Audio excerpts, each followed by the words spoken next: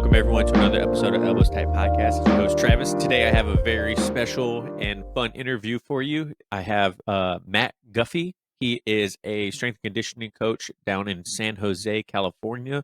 He is a brown belt under Kyotera, and he is a phenomenal wealth of knowledge. I say phenomenal way too much. I should probably stop saying that word so much. But also he has Victory High Performance is his strength and conditioning gym over in San Jose, where he takes jiu-jitsu athletes and makes them stronger to spend more time on the mat and less time off the mat and less time getting injured.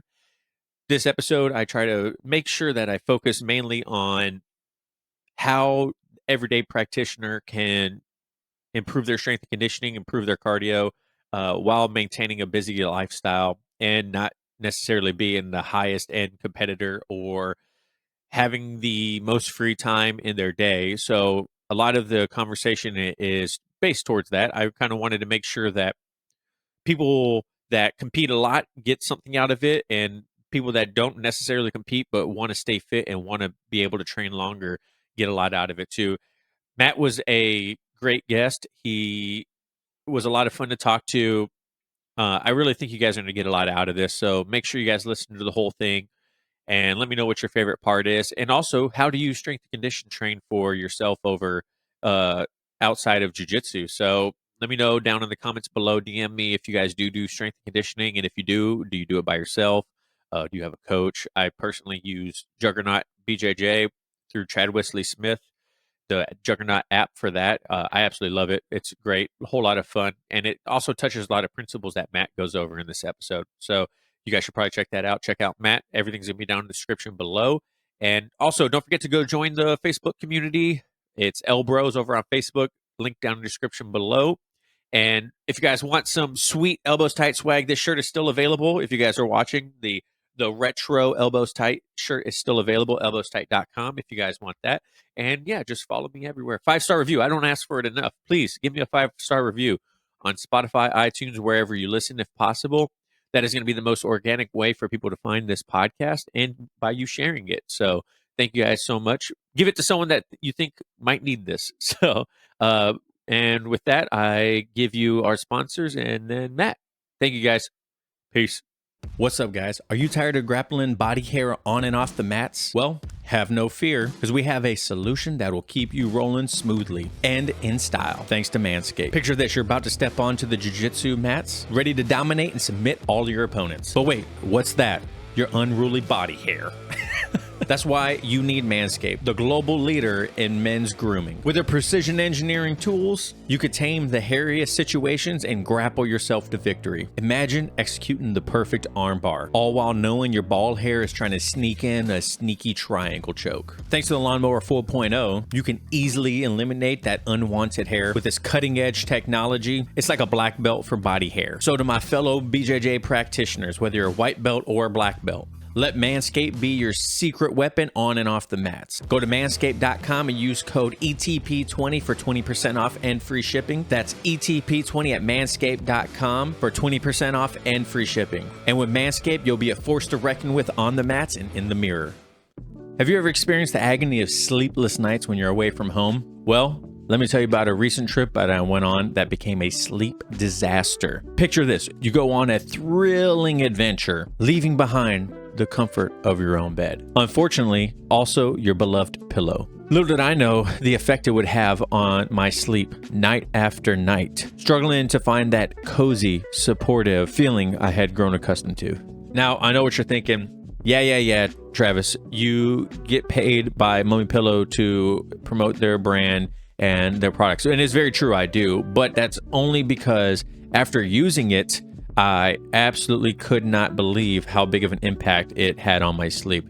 Mummy Pillow has been a godsend for me and my sleep. Not having it on that trip and sleeping with those hotel pillows was horrible. I wish I would have brought it with me. And with Mummy Pillows, you also get a travel bag that comes with your pillow. So don't be like me. Bring your pillow everywhere you go and enjoy your night of sleep. And let me tell you, coming back home and finally sinking into the embrace of that Mummy Pillow was like returning home to a long lost friend. It was like my pillow had whispered to me, welcome back, my dear friend. Rest well. Go to mvmisleep.com and use code ElbowsTight at checkout for 15% off. Once again, that's 15% off with code ElbowsTight at checkout. Sleep ambitiously with Mummy. All right, guys, welcome to another episode. I literally just said this in the intro. I'm sure I haven't recorded the intro yet, but I'm going to say that in the intro, and I always say it at the beginning of these recordings when I'm actually starting. I need to figure out something else to say. I was just telling Matt I need to come up with a better first question, and I need to come up with a better intro to these episodes. Today we have a special guest, Matt Guffey. How you doing today, buddy? I'm doing well, thanks, Travis. Thank you so much for your time today. Thanks for coming on. I'm super excited to talk about this. Strength and conditioning is probably one of my second favorite hobbies outside of jiu-jitsu right now. I have a little bit of a background from just coaching CrossFit and Olympic weightlifting and whatnot. Not certified in anything, right? I just got some, like, my CrossFit level 1 and USAW weightlifting level 1. But then I did it for a couple years and coached a little bit. So when you reached out to me, I was like, if someone wants to talk about jiu-jitsu and getting strong, I am 100% down, man. So thanks for reaching out and wanted to come on the show, man. I'm very pleasured to have you on. Yeah, of course. Thanks for having me. So for the people that at home that don't know you, who are you? Can you give me a little bit of background of who you are and your business that you own? Yeah. Well, from a jiu-jitsu side, I'm a brown belt under Kyotera. That's the only academy I've ever known, or called home, I guess. I've trained at other academies, but I've been training under Kyo since I started. I own a strength and conditioning facility called Victory High Performance in San Jose, and we work with grapplers. Our whole mission is to teach grapplers how to get stronger off the mats so that they can spend more time on the mats. We were talking about this off camera, just how important jiu-jitsu is to the people who practice it. And, I know from personal experience how bad it sucks to be off the mats. And so that's where Victory High Performance kind of was born, was out of trying to help people do more of what they love, grapplers specifically. But that wasn't, I heard in a couple of other interviews, that wasn't the original plan for you. You started off doing it for hockey, right? True, yeah. You were helping hockey players, right? Yep, my background is in hockey. I played a little bit in college. I played growing up in Virginia on the East Coast, and when I was done playing, I moved out here to California to coach for the Sharks amateur hockey division. So I coached our top 18 and 16-year-olds for the better part of 4 years. And then COVID hit. I had to transition. COVID. I know. You found out, not to take away from the gravity of the situation. Obviously, a lot of people, it's a serious thing. But you found out really quickly which businesses were going to pivot and which were going to crumble. And we're pivoters. So we just, we made the best of what we had and started teaching hockey online, which was weird. I never thought I'd do that in a million years. And that kind of morphed into, there was a strength and conditioning component to it, because there's only so much you can do with a hockey player, one player, a puck, and a net in their backyard on Zoom. Right? You're not there. You can't do much with them other than you have to get really, really good with your words. So if there's one positive to take out of the Zoom era of teaching hockey was having to really, really dial in. Everything that I said had to be perfect if I wanted to get the reaction out of them that I wanted. And then the second was obviously having that strength and conditioning portion kind of laid the groundwork for what we have today. So I started working with hockey players, but I found out really quickly that they leave because they go play, during their season, they leave, they go to other parts of the country. And so I knew that wasn't a sustainable business model. I thought to myself, where do I enjoy spending my time? Well, I love being on the mats. If I'm not in the gym, I'm not at home, I'm at jiu-jitsu. So why wouldn't I try to work with that person? And that's ultimately kind of the reason that it took the path that it took. How long after you made the pivot did you start realizing, like, okay, this is actually going to work? Like this is more of a sustainable business practice than having the on and off seasons of hockey. Like how long did were you like swimming above, like just below the water with a straw above? Yeah. When the I maybe a couple months before the hockey off season ended, I started to come to the realization that these people were going to leave. I look at my books and I'm like, I'm screwed if I don't like figure something out here. So I started to work with some of the black belts at my gym, and I brought them in and try to show them kind of what it is that we do that can help them, because ultimately I say like one of the most overrated one of the most overrated things in the strength and conditioning world is like sport specificity. So we won't do any like gi chin-ups or gi rows or anything like that. Our goal isn't to make it look exactly like jiu-jitsu. It's to build a large athletic profile that will translate to any athletic endeavor. Now, there is some specificity, and there's some things that we do with grapplers that we wouldn't do with hockey players and vice versa. However, the vast majority of the things that we do in the gym are just about building good athletics. And so once those guys came in and they started to feel the difference, then they started to pull other people in. And so it was a pretty quick transition. We went from like, I'd say 90% hockey players to 90% jiu-jitsu players in a matter of months. And now we're hovering around that. We have some athletes who are from other sports. We've got some rock climbers. We've got some BMXers. We got some. We still have a hockey group who comes back every summer. But I'd say 90% of our members are jiu-jitsu athletes, either hobbyists, lifestylists, if you'll call them that, or full-blown competitors. So how does your business work? So do people come to you and it's kind of like a one-on-one private thing, or do you offer programming, or is it like just an open gym, like a Globo gym that people come and work out and you kind of help them out as it goes? So it's, I guess the best term for it is small group personal training, in that you have the best of both worlds. You have an individualized program. It's something that we build for you, and I'll explain the process behind that.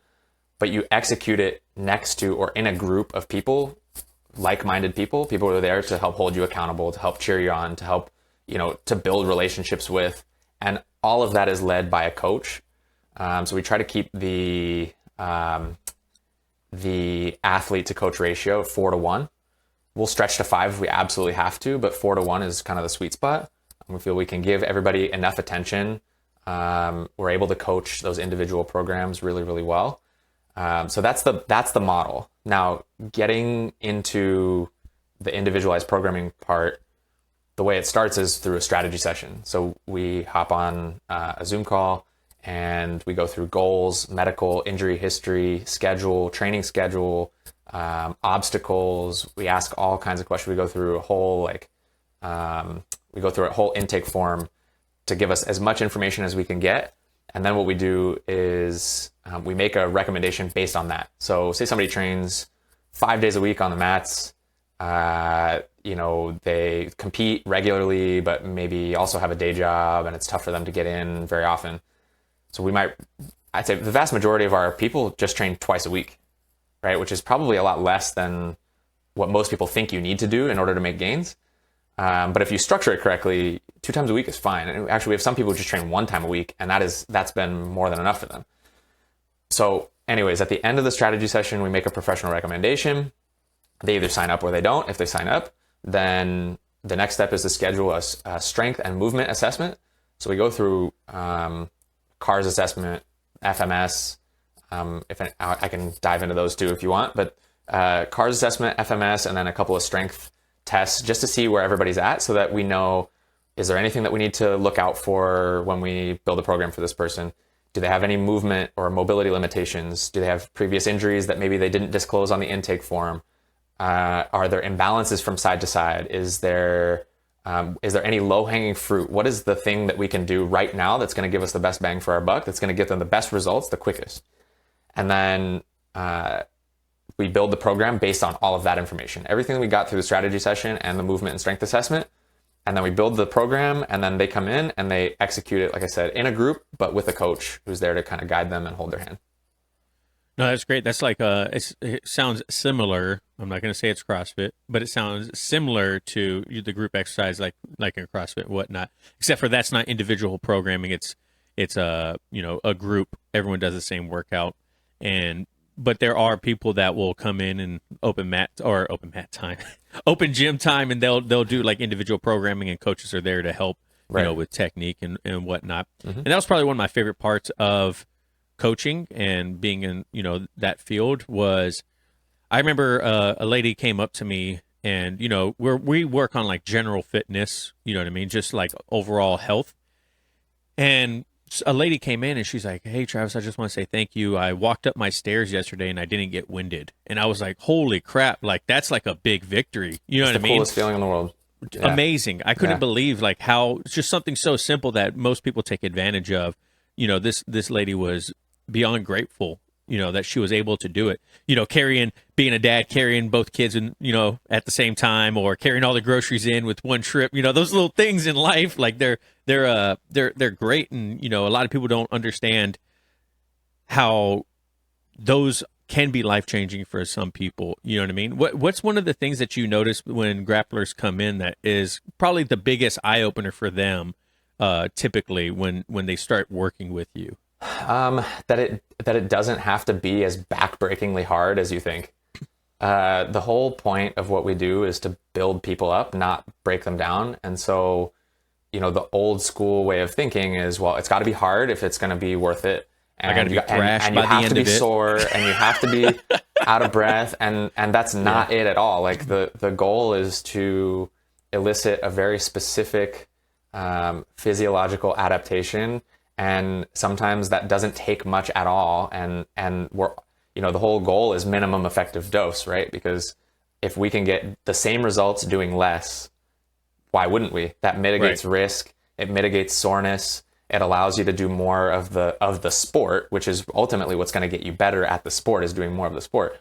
So I think that's probably the biggest misconception. We've had some people come in and they're like, "Well, I want to work out 4 days a week." And I'm like, "Well, 2 days would probably be fine. And if you get the same results doing 2 days a week, why wouldn't you?" I don't,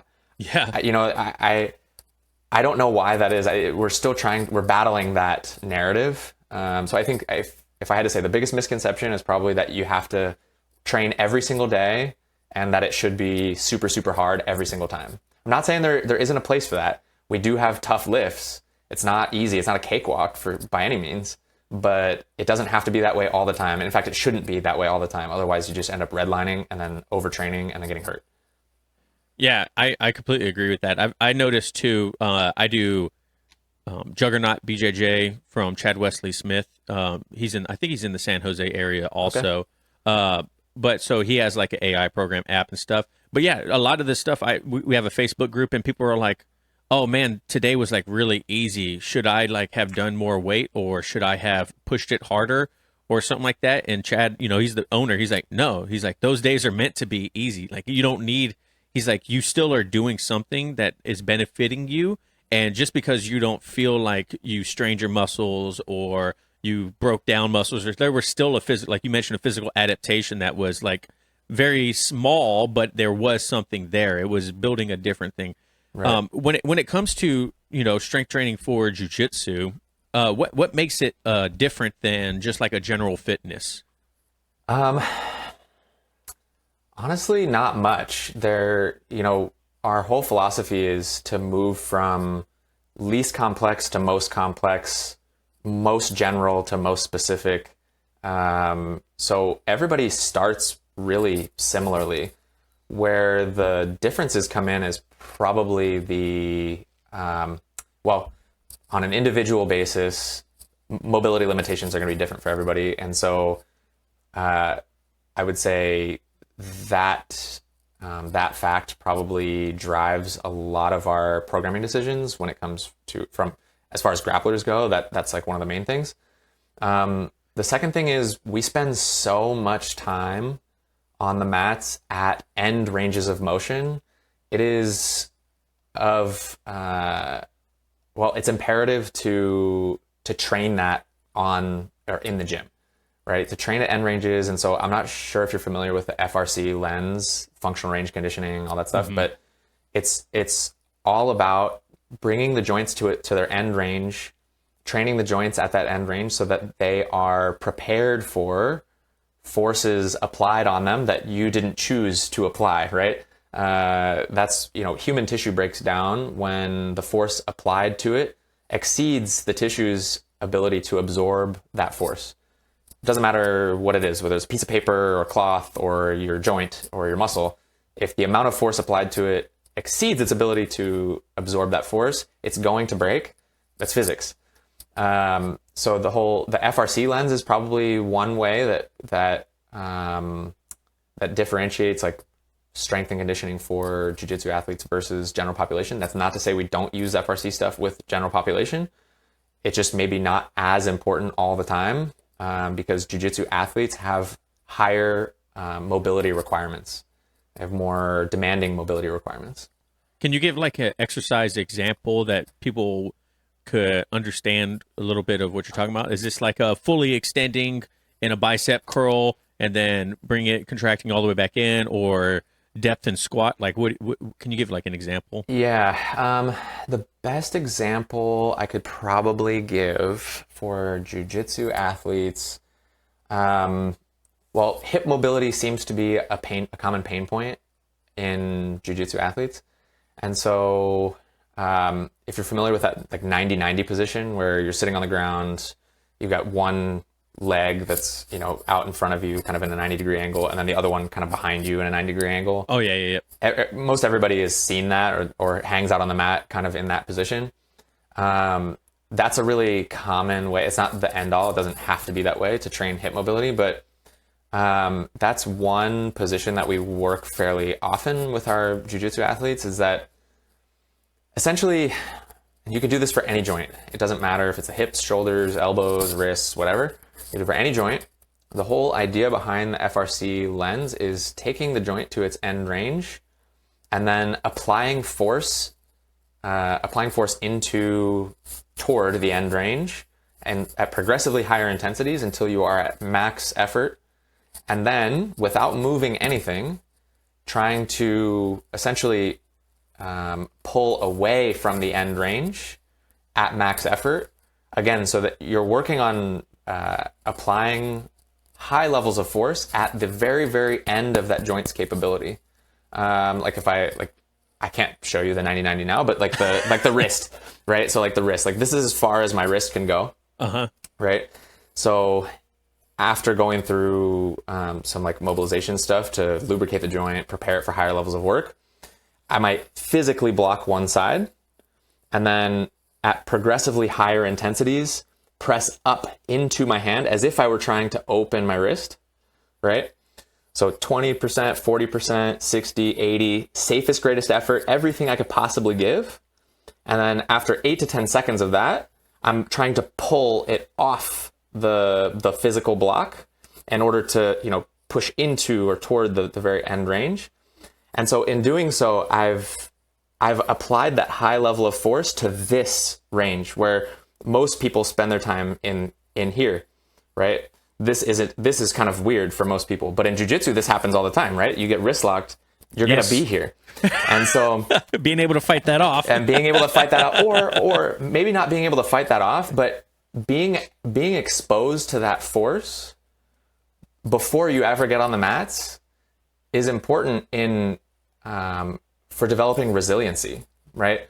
If somebody applies force to my wrist and I haven't already applied that force on my own, it's going to break, right? Yeah. Like that's the whole idea behind the FRC lens is to train the joints to experience high levels of force before somebody else puts you there, right? Because that's ultimately when injuries happen. So when it comes to like exercise selection, like, and then execution of them, say like a back squat or something like that, we always hear squatting below 90 when you're back squatting, front squatting, whatever. When it comes to jiu-jitsu, is that a priority? Like, should people really be worrying about squatting below 90, ass to grass, what we used to call it back in the day? Like, is that necessarily a common occurrence that should be happening in the gym when someone's strength conditioning? I'm going to hit you with two answers. The first is we don't back squat any of our athletes, actually. Really? Yeah. We haven't back squatted anybody unless they're a barbell sport athlete. Honestly, I think the back squat's a little overrated. In that, I'm gonna clip that, and then we're gonna go ahead and put that on the internet. Yep. I know that'll be controversial, but I think the back squat's overrated for a couple reasons. Number one, the spinal compression alone is not worth it. As jiu-jitsu athletes, our spines are constantly being compressed. And so adding extra compression to the spinal column, I think, is overkill. The second is from a sports performance perspective. Very rarely are we 2 feet on the ground, 50% weight on either foot, pressing in one direction. And so we use a lot of single leg versions of the squat in order to get a better, safer, because there's no spinal compression, and more, it's an adaptation that's more likely to translate to the sports performance side of things. So you'll see split squats, Bulgarian split squats, or rear foot elevated split squats, single leg squats. Yeah, I know. They're not fun. They're not fun, but they are. They work. Honestly, they work, and they're, they are one of the best ways to develop single leg strength. Is hands down like it's the way. It is the most transferable quality you can build in the gym from a strength perspective, right? It's because you do everything one leg at a time. You walk one leg at a time, run one leg at a time. When you're passing the guard, you're like I said, very rarely with both feet on the ground, 50% on both feet. You're shifting your weight from side to side, oftentimes having to balance on one leg while somebody tries to push and pull you. So developing that single leg strength is key. As far as the depth goes, I think it's really, really important to train as close to a full range of motion as you can. It might not seem like you need to go like ass to grass or, like all the way through the thing, but as close to it as possible is better. Because if you think about like jiu-jitsu, if you're on your back and somebody's pressuring into you and you've got your feet on their hips or their chest or their shoulder or whatever, your knee is getting compressed all the way in. Your heel's probably on your butt at some point, and you're going to have to push them off. And so if you haven't trained that range, it's going to be more difficult to do so when you get on the mats. So I mentioned before we started recording too that I kind of want to talk about how the everyday grappler can, if they don't have a lot of time, they're always busy. A lot of people that listen to this are, like me. They have kids, day job, 401ks. They can't get injured during jiu-jitsu because not only it takes them off the mats, it's a possibility that it takes them out of work too. So how can like your everyday grappler do things when they only have like 15, 20 minutes, maybe an hour if they're lucky, in their day to improve their strength and conditioning to prevent injuries? Yeah, so again, another two-pronged answer here. The first part is if you don't have equipment or if you don't have a lot of space or whatever it is, isometrics are your friend. You can make any bodyweight exercise really, really difficult if you just hold the position, which has high transferability when it comes to jiu-jitsu, because that's what happens a lot, right? You get a position and you hold the position. And so... Can you explain isometric real quick, just in case people at home don't know? So, say, for instance, if you're thinking about a squat, just squatting down into the bottom of the squat and holding the squat. And not just, if you have the mobility to sit all the way down to the ground, not doing that, but you want tension on the muscle the whole time. So if you were to stop at 90 degrees, say, right, and just hold for 30 seconds or a minute. Or if you think about a plank is an isometric exercise, or a side plank. It's anytime there's no muscle movement involved, but there is muscle contraction happening, that's your isometric. So for somebody who doesn't have equipment or doesn't have a lot of space, isometrics are your friend. Those are really easy ways to build strength. Isometrics and eccentrics, I should say. I've got one member who he competes nearly every weekend.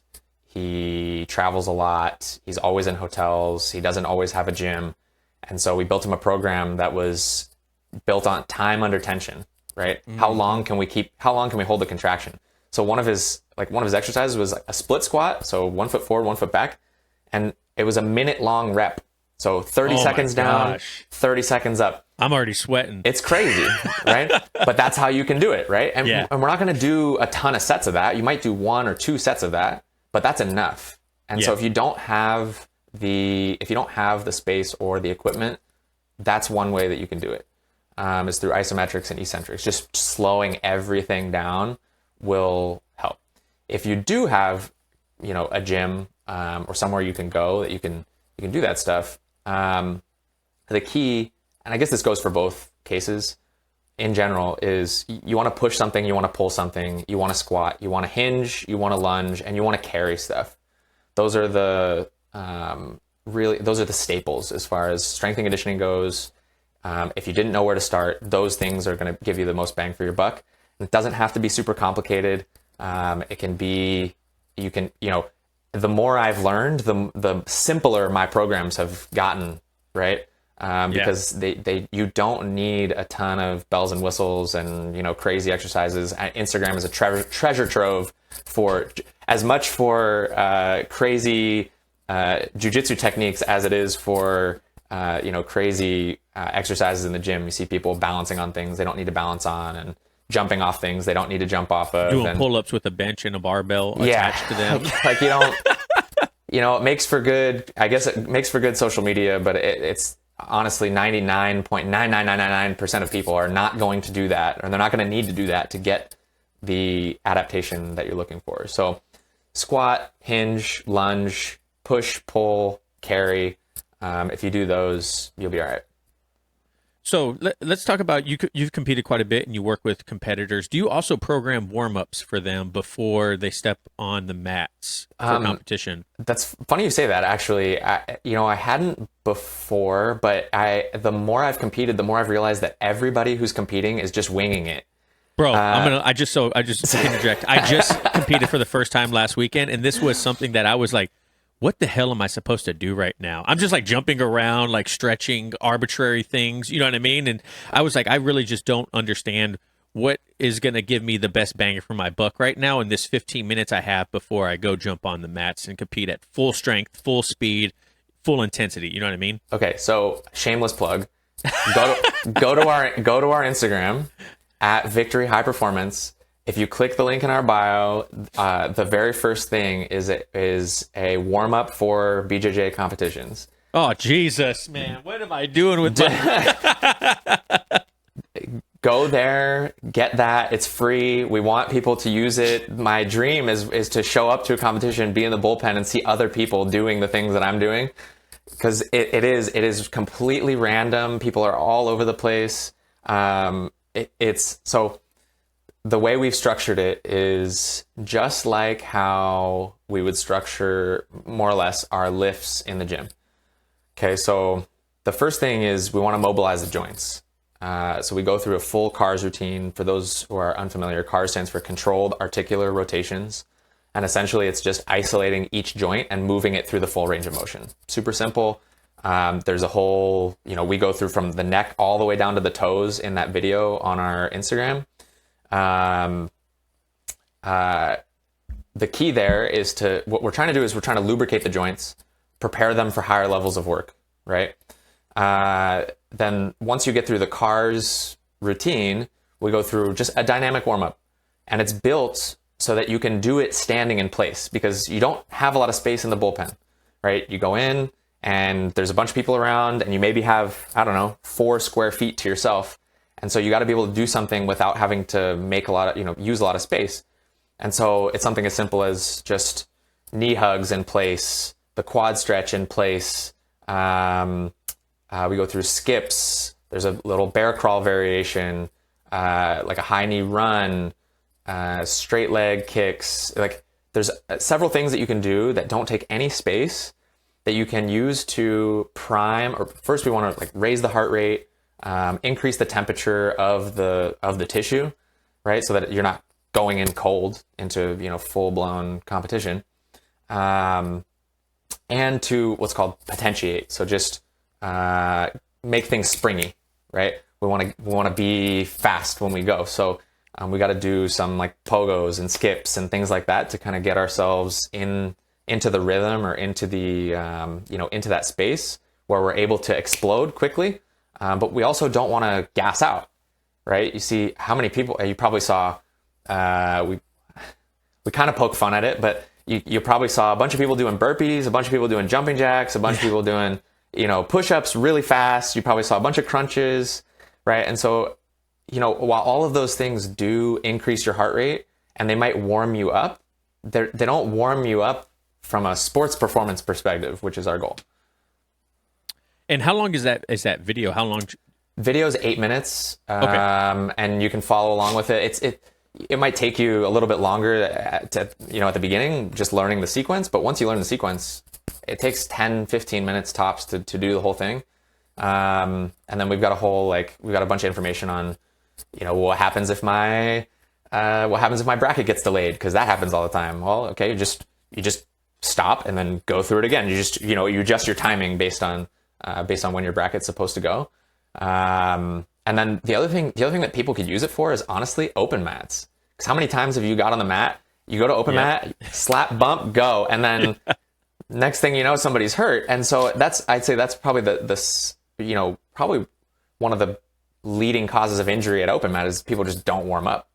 And so this warm up can be used for competition or open mat or, whenever you step on the mats, it's worth going through, because it's going to get you the most bang for your buck, from a warm up perspective. Yeah, I'm definitely going to have a link for it down in the description below. If you guys are listening to this at home, the link will be down in the description below, because I know a lot of people, since like I mentioned, I just competed my first time, a lot of people were like, oh man, I've been on the fence about competing and blah, blah, blah. And competing was a great experience. It definitely learned a lot. One thing I learned is when I officially weighed in, I didn't know that, and I was fasted the entire competition, which was another great thing. And then also my gas tank was not very good after about 3/4 of the way through my second match. I was dead. What are some things that someone can do? Obviously, strength for conditioning, jiu-jitsu is going to be number one. Do more jiu-jitsu if you want to build your conditioning for jiu-jitsu, right? Would be like number two that someone can do. I always hear don't do long runs, right? Long runs don't necessarily translate over directly to jiu-jitsu. And I hear like don't do sprints or whatever doing jiu-jitsu. But what would you say is some other great ways to build your conditioning for jiu-jitsu?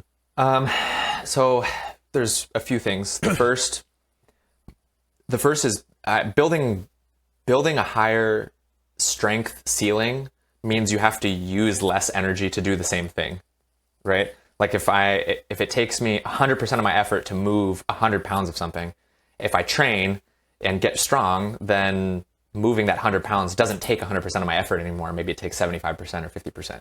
Yeah. So that's the first thing. Get strong is your first line of defense. Second, from a conditioning standpoint, I've been experimenting with what are called lactic power intervals. And I learned about this through Joel Jameson, who's a big, he works with a lot of UFC fighters. He's been in the grappling game for a long time from a strength and conditioning standpoint. And so what I've been doing is I'll hop on the Airdyne bike and I sprint for 20 seconds as fast as I can. And then I rest for 90. And then I sprint for 20 seconds, rest for 90, sprint for 20 seconds one more time. And then I'll rest for like 8 minutes. Right? Because typically between your matches, you'll probably have 8 to 10 minutes, give or take. There's probably be at least one more match in between your next one, sometimes two. And then I do go through that protocol one more time. And then you can progress that, as that gets easy, you can go 22 seconds, right? And then rest for maybe, 100 seconds instead of 90. So there's ways to progress that. But that's been something that I've experimented with and I feel really, really good.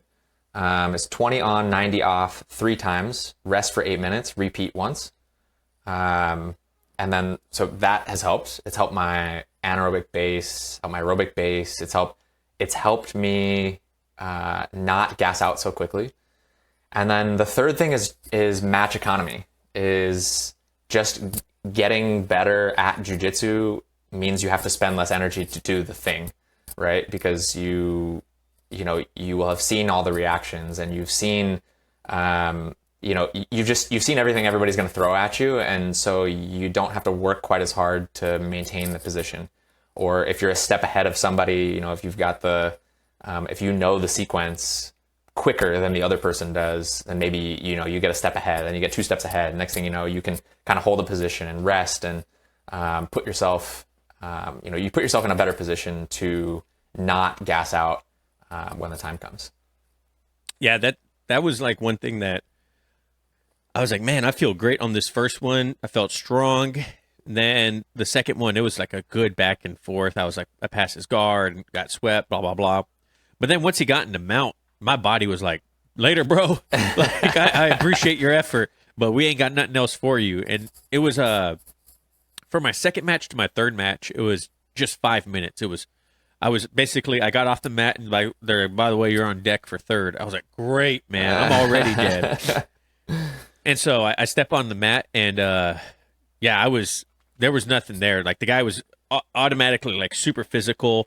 And in my head, I was like, how do you want to submit me? Just let me know. Just, I'm so dead right now. When it comes to like cutting weight or competition prep for people, how do you guys do that? I guess I wanted to say like loading and stuff, but I don't think we need to go that deep into like loading and drop-offs and whatnot. But what's like the general way that someone should prepare for a competition through a strength and conditioning mindset? I'm gonna give you another hot take here for Instagram. I don't think people should cut weight. I vehemently advise against it. I think it is this strange phenomenon that everybody walks around like, well, everybody does it, so I do it. And it doesn't have to be that way. It shouldn't be that way. Not only is it like weight cycling in general is just really bad for your metabolism,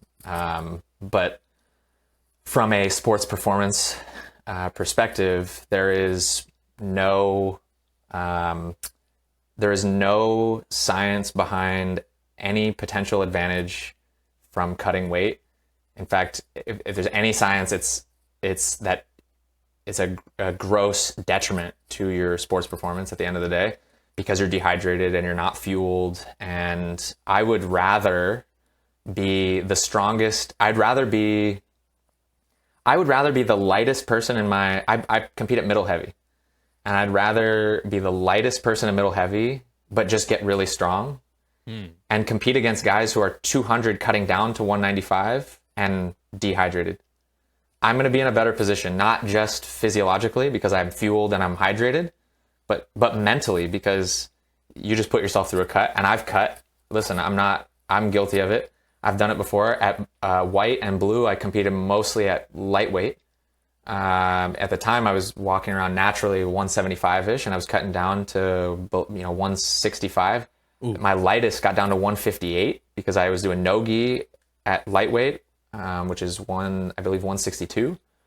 And so it was miserable. And I had that same experience where I was like, I just want it to be over. I just want to eat.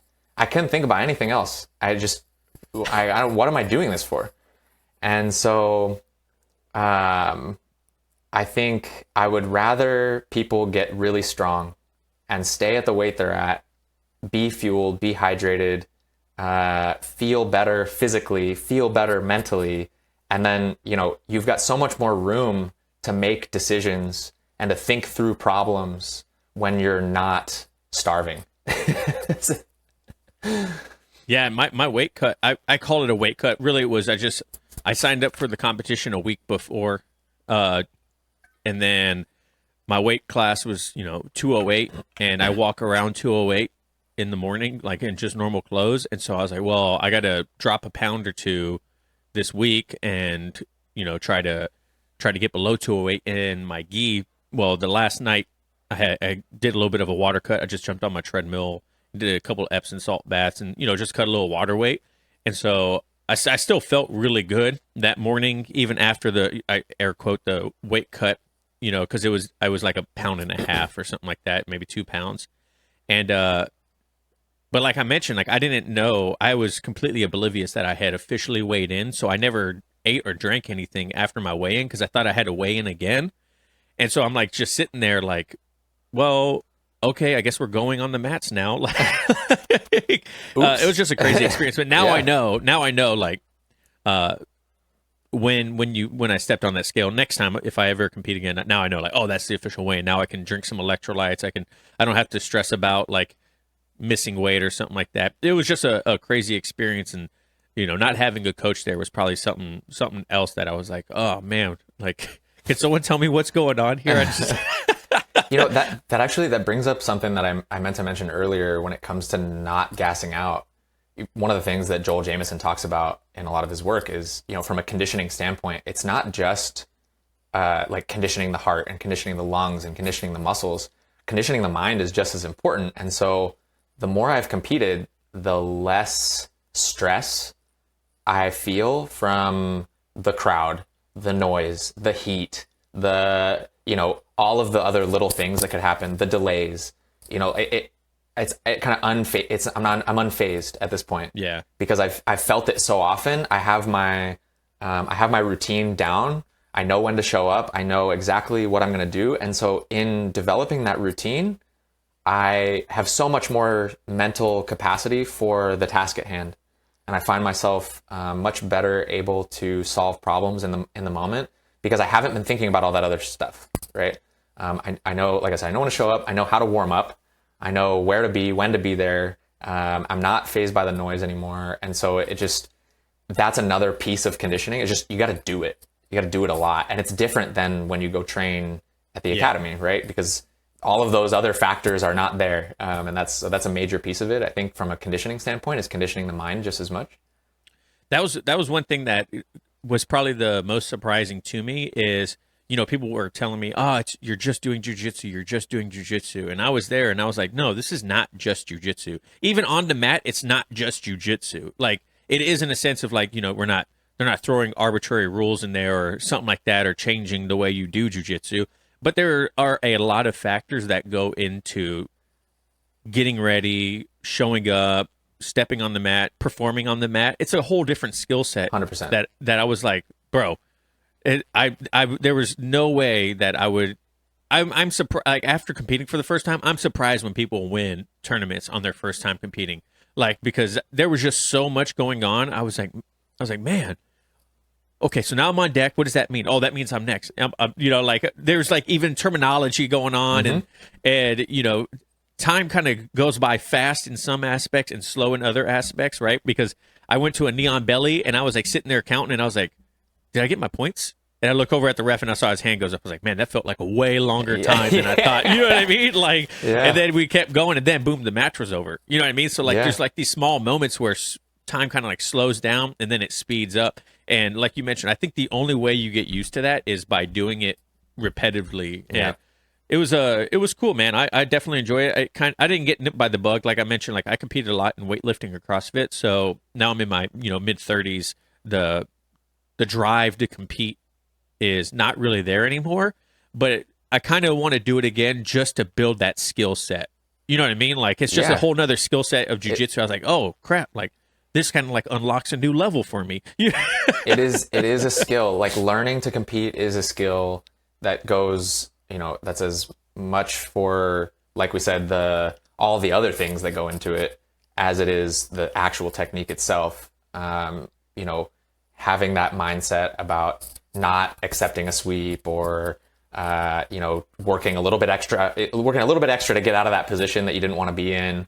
That I think that translates really well. I mean, when you get back to the academy, I try to use competition I try to think of competition as just data, right? Like, unless you're competing at the world adult black belt level, none of it matters. Like I'll as a hill I'll die on it. It doesn't matter. Nobody cares. Yeah. And it's all just practice up until that point. And so I try to use competition. This is something that one of my training partners, he's one of the black belts at our gym now. He encouraged me when I first started. He was like, compete early, compete often. I use competition to sharpen my game here, not the other way around. I mean, yes, you do use the academy to sharpen your game for competition, but if you just look at the things that happen on the mat during competition, and whether good or bad, and just say, okay, how can I change my game now that I know this thing that I didn't know before, right? Because you're going to see things that you never saw. And now that I know this, how do I change my game here? And then you fix it, and then you go back and you try it again. Okay, there's another box I need to check. I didn't know that before. Come back, fix it, and then go back. And you just keep doing that over and over. And they kind of feed each other, right? And so I think when you think of competition that way, or when you look at it in that lens, but through that lens rather, I think that's ultimately what moves people's jiu-jitsu forward very quickly. What is it like training at an academy like Caio Terra's, the headquarters for Caio, right? Mm-hmm. Like you guys, like you've got Benji there, Christina just left and moved to Florida. You have Mason Fowler, Jason Khalipa drops in there. I mean, we could just name drop all day long. You know what I mean? Like, what is it like training with some of these people in your area? Everybody's good. Everybody's competitive. Everybody's good. It's a competition school. That's not to say that there aren't hobbyists. I like to think there's kind of three different kinds of jiu-jitsu practitioners. There's you hear about the hobbyists who are just in it for fun, and then you hear about the competitors, but then there's kind of somewhere in the middle is like like I mentioned earlier, like the lifestylist, somebody who I train 6-7 days a week. It's not a hobby for me. This is a way of life. And while competition is not my full-time job, I compete as often as I can. But I'll never be a full-time competitor. Just like, that's not something that I want to do. It's not something that I aspire to, but I do enjoy competing. I'm a competitive person. I grew up playing sports, and that's fun for me. So the whole spectrum, hobbyist, lifestylist, competitor, everybody is good. Even the hobbyists are good, because the technique is, the technique is so high, like the level of technique is so high, and Caio places such a heavy emphasis on perfect technique every time. Like, if you get a belt from Caio, you deserve it. Because he doesn't promote just anybody. There's no like payday belt, whether you're, a kid or you're 60 years old and you just started, like, to get your blue belt from Caio means something. So everybody is good. Everybody's competitive. Everybody pushes hard. I would say that's not to say that there aren't people like that at other gyms. It just seems like, and I've trained at other gyms, like I've been to other places, I've traveled all over the world, and I've trained everywhere.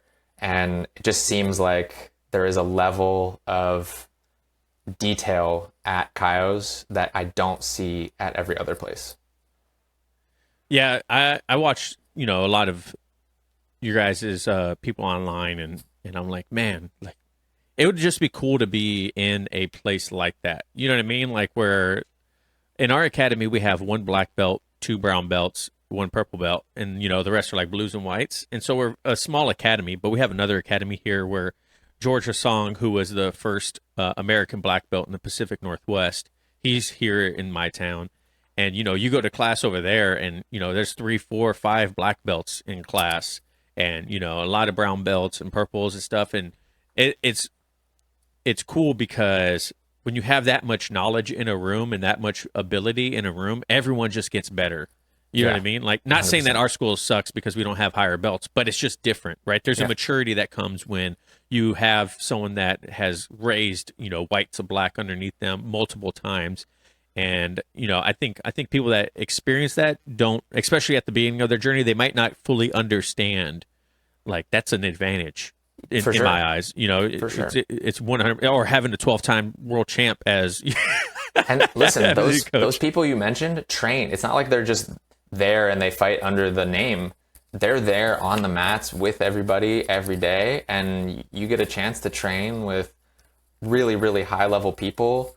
Like one of my first coaches was Yuri Samois. I had no idea who that was when I first came in. I was like, okay, this guy, he's big, he's intense, like I had no idea, and then I start to and then I'm learning from him, and then I start to see him compete more, and then I hear some things, and then I read some things, and then I watch some videos, and I'm like, holy shit, like, this is like one guy's of the legit. best grapplers on the planet.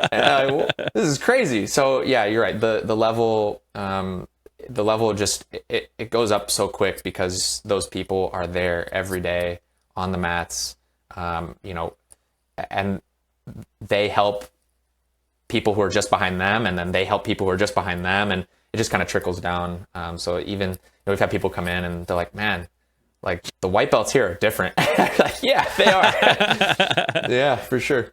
Yeah, I definitely don't want to come with my blue belt on. I'll come with the white belt on and just see how I do. You should come through. We would love to have you. Yeah, I have a family that lives in Fresno. And so, I mean, that's like 2.5 hours away from you guys. Yeah, it's where my wife's family's from, actually. Oh, really? Yeah. Yeah. So we have family that lives down there, and we visit them probably once a year. And I was like, oh, man, maybe I'll make the drive up to, make the drive up to San Jose. And please do. We'd love to have you. Yeah, that'd be great. It'd be a cool experience, too, and meet some high-level athletes. You'd be like, man, I trained with Nathan Orchard. Nathan Orchard lives out here across the water in Seattle. And he came through and did a no-gi seminar for our academy a couple of years ago, and we had him on the podcast. And that was like a big eye-opener for us because, you know, obviously Nathan's, you know, the top 0.01% of jiu-jitsu athletes, you know, literally has a move named after him. And, and rolling with him, it was like an eye-opener, like, man, like you understand there's levels to jiu-jitsu, but then there's like levels above the levels that you can even comprehend. You know what I mean? It's crazy. It is crazy. Like I was talking to my coach about this. My coach, Vitor Pascual, is my coach, black belt under Caio, and he you know, I'm a brown belt. He's a black belt, and he's seen me from my entire jiu-jitsu career, from white to brown now, and he kills me every time. I every time I feel like I might get a little closer, he just mops the floor with me. Yeah. And then, you know, I think I'm like, man, like the distance between us is not changed. And he's like, you know, what's crazy is the distance between me and Caio is bigger than the distance between you and me. And I'm like, that's crazy because you kill me every time. And like, I've rolled with Caio one time. It was mind blowing. Like he knows everything I know. What am I supposed to do? You know? So I try. I'm like, I'm just going to try. I'll try something. And, you know, he reverses the whole thing and, you know, taps me 1,000 times. And, you know, I talked to Vitor and he's like, man, Caio still, as long as I've been training, Caio still taps me, you know, tapped me 10 times in a 10-minute round, just like it's nothing. And you're just like, how could that be? How could somebody know jiu-jitsu that well? I just wish I knew one thing as well as Caio knows jiu-jitsu. So yeah. And Caio won absolute, right? As like a 155-pound guy, wasn't it? Or I think he was a little bit lighter. I think he competed normally at 135, and he has a couple of absolute titles. I can't remember which ones. There is video of him on YouTube competing against some pretty big dudes and winning. But yeah, he doesn't care size, length, whatever. He'll compete, and he's very, very talented. The guy knows jiu-jitsu for sure. Yeah, that I would love to, you know, just roll with him one time and just be like, oh man, that was incredible. So, but one thing you mentioned in with another podcast, BJJ Tech Nerd, if you guys are listening to this, you want to go check out Marco. He's a good friend of mine. You love languages, right? Like, I do love languages, yeah. How many languages do you speak? I speak 2 fluently. If you count jiu-jitsu as a language, I know Marco and I talked about that. Jiu-jitsu is in and of itself a language. I would say I'm proficient in 3, but I don't know. I guess I haven't figured out what constitutes fluency in jiu-jitsu. Right. Is it your black belt? I don't know. In that case, then I'm not there yet. But I do love languages. It's very fun to me to put the words in the right order in jiu-jitsu, to put the techniques in the right order. Right. That's very fun. I enjoy that. And so, yeah. What are your 2 languages? English and French, right? English and French, yep. Yeah. That's I would love to learn a second language, but I've tried. I've tried learning Spanish. I'm from Nevada, from Las Vegas, and so Spanish was obviously a huge language around me when I was growing up, but every time I open up the Duo app and I start using it, I'm like, oh, I gotta go do something. I can't fit. Okay. If you are serious about learning Spanish, I'll give you a resource. It's languagetransfer.org. Oh, is hands down the best way to learn a language. It's better. It'll blow Duolingo out of the water. The guy who created it has figured out a way to teach. There are several languages on the app or on the website rather, and I know he does. So he's from Cyprus or Crete. I can't remember. He's Greek. So Greek was the first one. My wife is Greek, and so she went through it originally, and then I've been going through it. And then, but he does French, Spanish, English, maybe German. Wow. I think Portuguese on there. Several languages on there. And the beauty of that program, so if you think about like how we learn a language in school, right? They teach us the alphabet. They teach us a bunch of vocabulary. They teach us, little bits of syntax here and there and grammar and all that stuff. All the complex stuff comes later. What we think is complex. Okay. But if you think about how a child learns a language, you don't teach them the ABCs first. You just talk to them. Right. That you actually teach them grammar and syntax first, right? That's really what should be taught first, so that you know what order to put the words in. It doesn't do you any good to know a bunch of vocab if you don't know how to use them. Very true. So the thing that he's done is he's kind of flipped it, and he starts teaching grammar and syntax first, and then he's like, okay, well, if you know how to order the words, now all you got to do is learn the vocab, and then that's easy. Then you just go through, whatever vocab stuff you want to do, and then you can make more sentences. So I was amazed. So when I started going through the Greek version of it, I was amazed at how quickly I was able to say things that when I was learning French, it would have taken me a year to get to. I was like, what the heck? Yeah. It's amazing. So languagetransfer.org, if anybody else listening is a language nerd, that's the spot to go to if you want to learn. No, I'm definitely got to check that out. But hey, Matt, I want to say thank you so much for coming on the show today. This was a phenomenal conversation. I learned a lot. It kind of challenged my mindset on what strength and conditioning looks like, even though I'm nowhere close to being an expert or anything. But it was a cool conversation. I think you brought us some great points, a lot of hot takes that I can't wait to put out on the internet so people can DM you and talk about how much smarter they are. So if people want to follow you and check out your business and everything like that, where can they find you at? So to find me personally, it's at matt.jits.hew, matt.jits, jits.hew. So that's my personal Instagram. If you want, there's jiu-jitsu, there's strength and conditioning, there's, like we talked about off camera, there's the skits that I've been making with Josh. So there's some comedic value there. If you want to laugh, then there's some things on there for you. If you want to find the business side of things, it's at Victory High Performance, all one word. That's the best place to find us. On Instagram, our website, www.victoryhighperformance.com. Those would be the best places to find us. And if you want that warm up for competition, just tap the link in our bio on the Victory High Performance page, and you can download that for free. We want more people to warm up properly before open mats and competition, so that people get hurt less and spend more time on the mats. There we go. Hey, Matt, once again, thank you so much, buddy, for coming on the show today. I can't wait for people to hear this and hopefully provide some value for those that are busy people and, they want to get stronger, they want to get injured less, and, hopefully what you mentioned helps them out. If you guys like the episode, let us know. DM me on Instagram, comment down below on Spotify, YouTube, or whatever. Follow me, Elbows Tight, everywhere. The whole thing. Don't forget to give me a 5-star review, whatever. So thank you guys so much for listening and watching at home. And remember, no oil checks here. Peace. Thanks, Travis.